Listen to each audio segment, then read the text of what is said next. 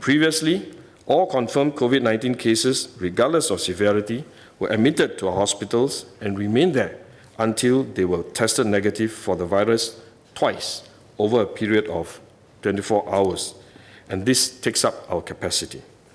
We took this conservative approach early on in this epidemic as there was little knowledge about the severity of the disease, and we wanted to find out more. However, we now know that about 80% of COVID-19 cases are mild to moderate. That means many of the COVID-19 cases in the hospitals experience mild symptoms, no more than of flu. They only require limited medical care, and what we need really are isolation facilities to prevent them from infecting others until they are free of the virus.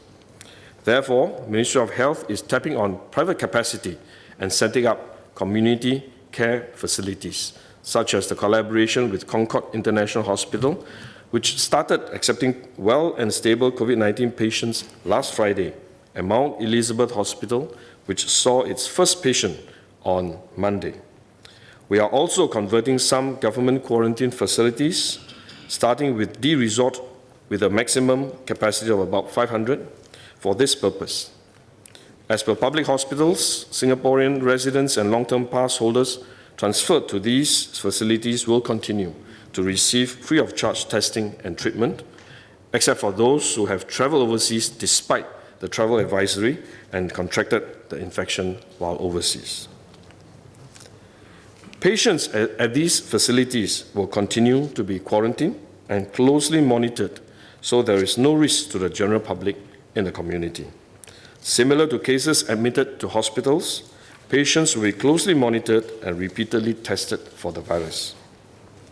Only when they have fully recovered and tested negative for the virus twice over a period of 24 hours will they be discharged back into the community.